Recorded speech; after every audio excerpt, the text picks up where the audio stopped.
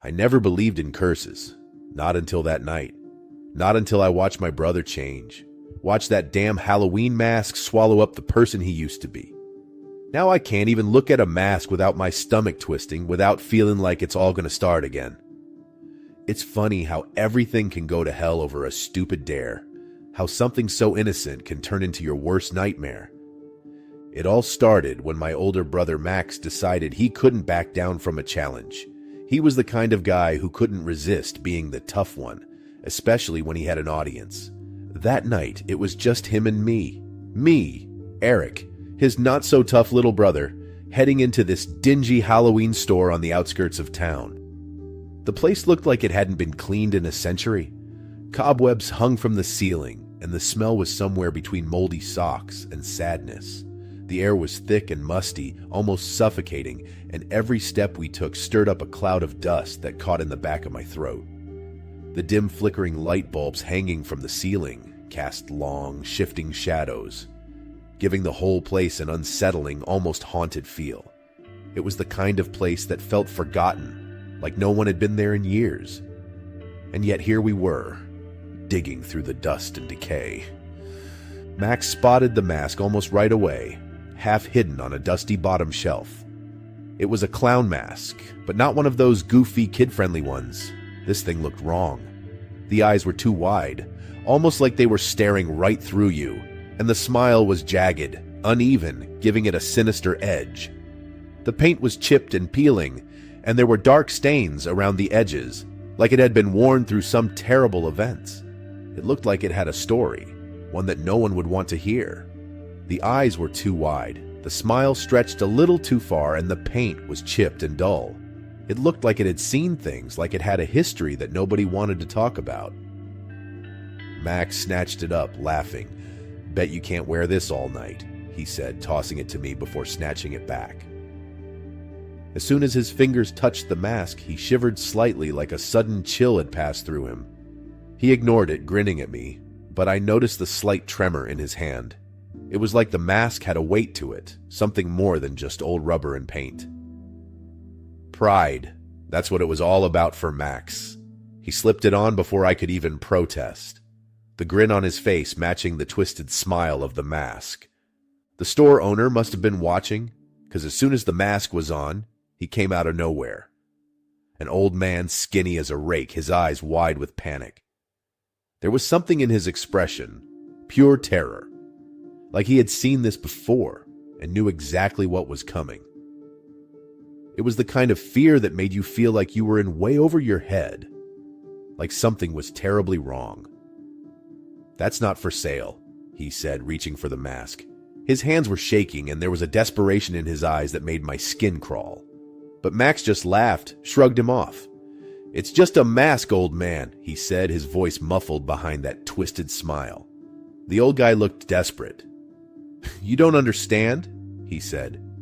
"It's cursed. You'll regret this." I thought it was a scare tactic. Get us to buy some cheap junk, so we just laughed it off and left. Looking back, I wish we had listened. There was something in his voice, something real, and now I can't shake it. We were headed to the big Halloween party in town, Max keeping the mask on like it was some joke. But as the night went on, the jokes stopped being funny. Max wasn't just showing off anymore. He was different, meaner. He started picking on people, saying things he shouldn't have known, personal stuff that made people's faces go pale. His voice had a strange edge to it, almost like it wasn't completely his. It was cold, detached, like he was just repeating something whispered to him. And the way he looked at people, his eyes seemed to pierce right through them, as if he could see every secret they were hiding. He called out Rachel for cheating on her boyfriend last summer, something she thought no one knew. He told Kyle about his dad's secret drinking problem, something Kyle never talked about. It was like the mask knew their secrets, and it was using Max to get under their skin. It was like the mask knew their secrets, and it was using Max to get under their skin. At first, everyone thought it was just Max being an asshole, but I knew my brother.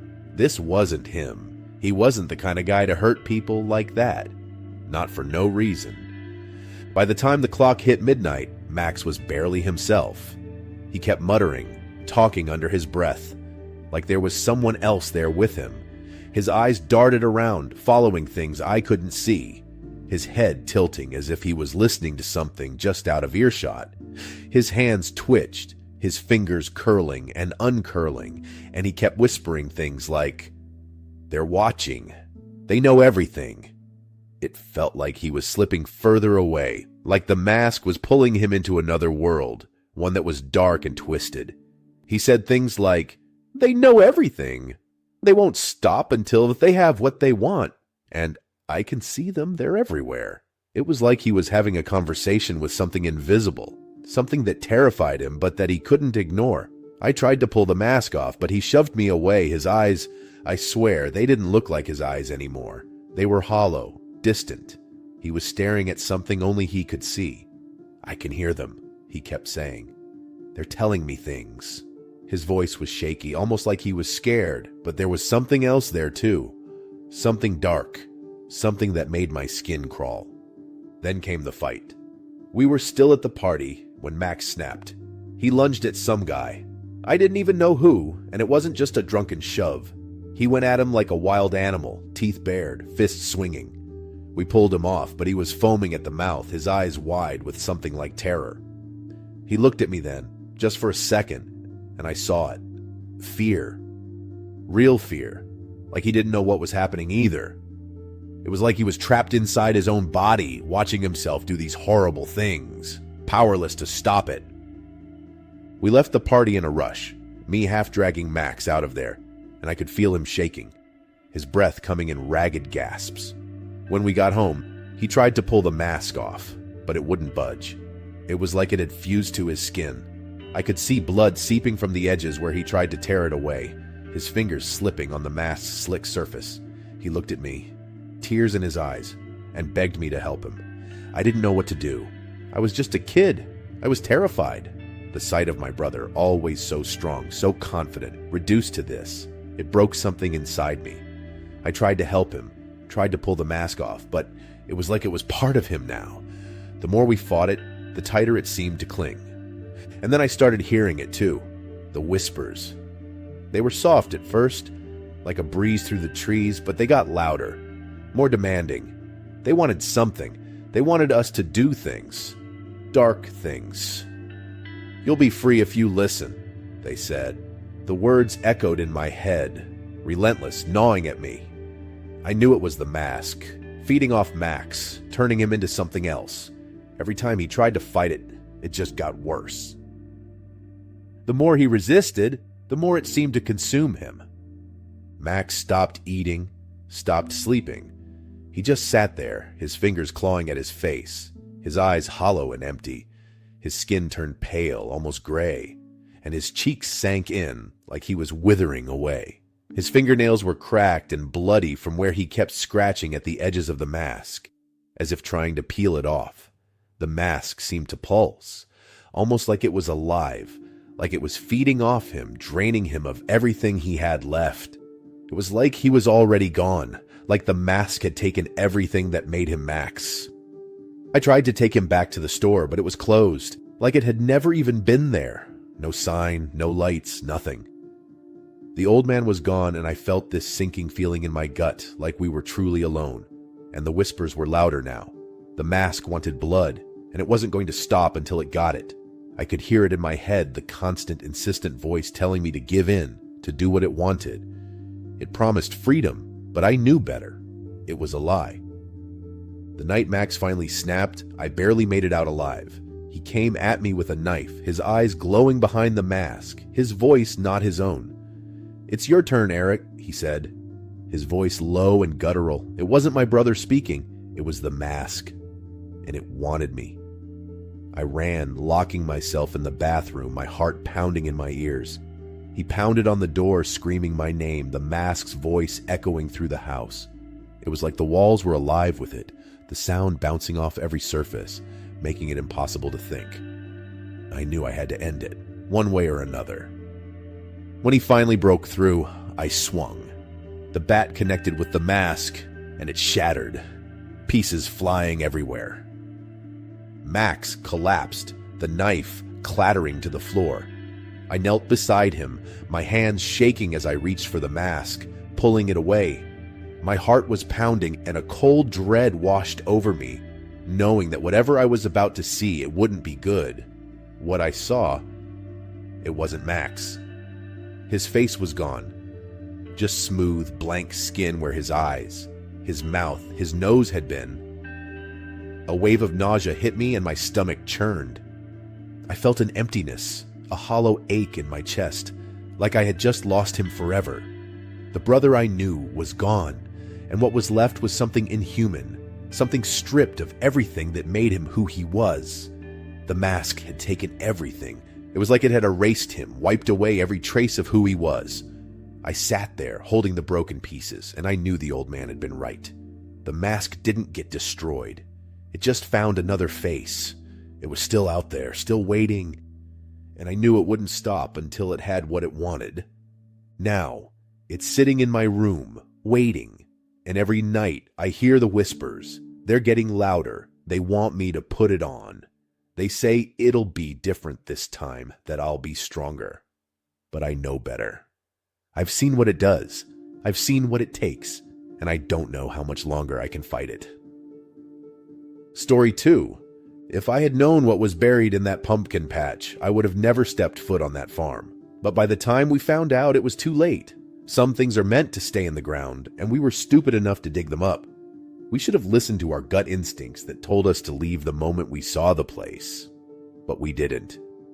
We pushed forward, thinking we were in for a fun weekend. Instead, we found ourselves in a waking nightmare. It all started because Jess, Dave, and I needed a break. The city was eating us alive. Work sucked, bills were piling up, and the noise never stopped. Every day felt like a grind that we couldn't escape, and we were desperate for a change of pace. So when Jess mentioned her cousin Nate had a farm we could crash at for the weekend, we jumped at it. It was Halloween. The air was crisp, and we figured a little country getaway could do us good. You know, clear our heads, breathe some fresh air, and maybe get drunk around a bonfire. It sounded perfect. Nate was waiting for us when we rolled up, leaning against a fence post like he had nothing better to do. The guy always gave off this weird vibe, like he was just a little too into old school stuff. Tradition this, heritage that.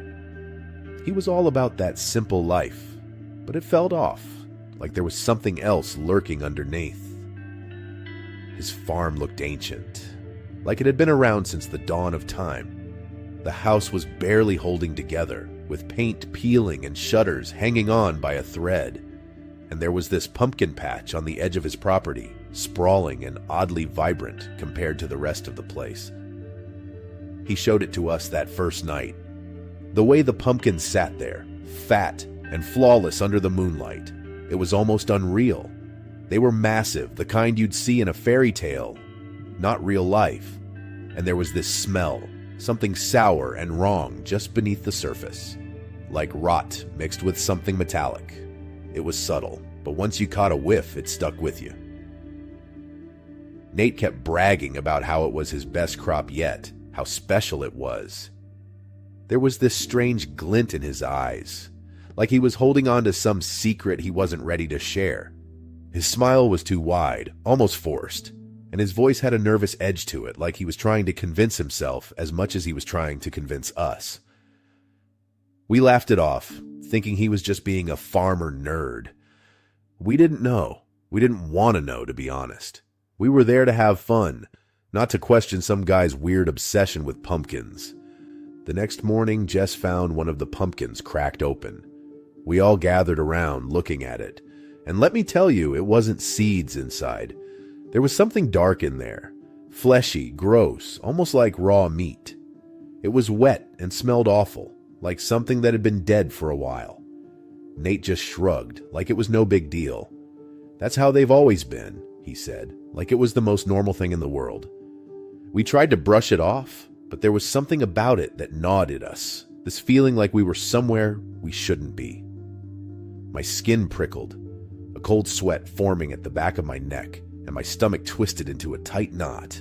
Jess kept rubbing her arms like she couldn't shake off the chill, and Dave's face was pale, his eyes darting around as if he expected something to jump out at us any second. Jess tried to joke about it, saying it was probably just some mutation or Nate's secret fertilizer mix, but her laugh was forced and none of us felt right after that. That night, it got worse. Dave spotted them first, figures standing at the edge of the patch. They didn't move, didn't make a sound, just stood there. We tried to joke about it, calling them local kids messing around, maybe trying to scare us city folks. But deep down, I knew it wasn't kids. The shapes were all wrong, twisted like something not quite human trying to look like it. They were too tall, their limbs too long, their heads too bulbous, like grotesque scarecrows twisted into something almost but not quite human. Nate just said it was nothing, brushed it off like he didn't even see them. That's when I started to think maybe Nate wasn't all there, or maybe he was just used to this, like it was part of his messed up normal. The next morning, we found another pumpkin cracked open. This time, Dave screamed. Inside were teeth, actual human teeth mixed in with the pulp. They were yellowed, some chipped, some covered in a dark, sticky residue. Jess freaked out, wanted to leave right then and there, but Nate wouldn't let us. He kept saying it was a coincidence, some weird anomaly. But he looked scared, really scared, like he knew exactly what was going on and just didn't want to say it. He kept glancing at the patch, his eyes wide and his hands shook when he tried to light a cigarette. Seeing Nate like that only made the rest of us more anxious. Jess's breathing grew shallow, and Dave kept pacing, his eyes darting from the patch to the house, like he was waiting for something terrible to happen. It was like he was trying to act casual, but his body wouldn't let him. Jess, being Jess, started digging, not literally at first. She found an old article online. Turns out, 50 years ago, a whole family disappeared from this farm. Poof. Gone. Never seen again. Nate's family bought the place right after. It all started to make a sick kind of sense. The perfect pumpkins, the smell, the teeth. Something bad had happened on that land, and Nate knew more than he was letting on. Jess showed us the article, her face pale as a ghost. Dave tried to laugh it off, but I could tell he was rattled. None of us wanted to say it out loud, but we all knew we were in deep shit. That night, the figures came closer. We could see them now. Twisted bodies with rotting faces. They moved slow, almost like they were dragging themselves towards us, their limbs jerking unnaturally. We tried to barricade the doors, push furniture up against the windows. Dave was yelling, Jess was crying, and Nate just stood there watching. He didn't even look scared. It was like he was waiting for this, like he knew it was coming, and there was nothing we could do to stop it. We cornered him, demanded he tell us what was going on. That's when he broke. The pumpkins grew from bodies, the missing family used as fertilizer. They performed rituals dark and secret, burying the bodies deep beneath the earth, chanting under the full moon, spilling blood to feed the soil. The twisted tradition was meant to bind the land, to make it flourish, but it had come at a terrible cost. Now, the dead wanted revenge. It was some twisted ritual his family did to keep the land fertile. They had done it for generations, sacrificing people to feed the earth, to make sure the crops grew strong, and now the dead wanted revenge. They were coming for us because we were stupid enough to come here, to mess with what should have stayed buried. Nate's voice cracked as he told us, his eyes wide and empty. He said his family had warned him, told him not to let anyone near the patch, but he didn't listen, and now we were all paying the price. We tried to run, but the figures were everywhere, closing in on the house, their faces twisted in anger and hatred. Their eyes were hollow, their mouths gaping open like they were screaming, but no sound came out.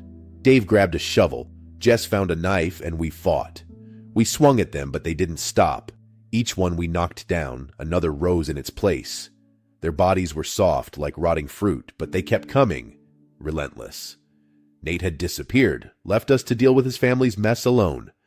I could hear Jess sobbing, could feel the sweat dripping down my face, my arms aching from swinging the shovel over and over again. We barely made it out. I don't even know how. We ran for the car, sprinting like our lives depended on it, because they did. As we sped down the dirt road, I looked back at the farm. The figures were just standing there, watching us go. And Nate was with them now, his face pale and blank. It was like he belonged to them, like he had always been one of them. The sight of him standing there, surrounded by those things, is burned into my mind. We didn't stop driving until we hit the city, until the sun came up and the nightmare started to fade. But it hasn't really left me. I still see those figures in my sleep, still hear the crunch of teeth underfoot, still smell that rotten metallic stench. Some things are meant to stay in the ground, and I swear if I ever see another pumpkin again, I'll lose my mind.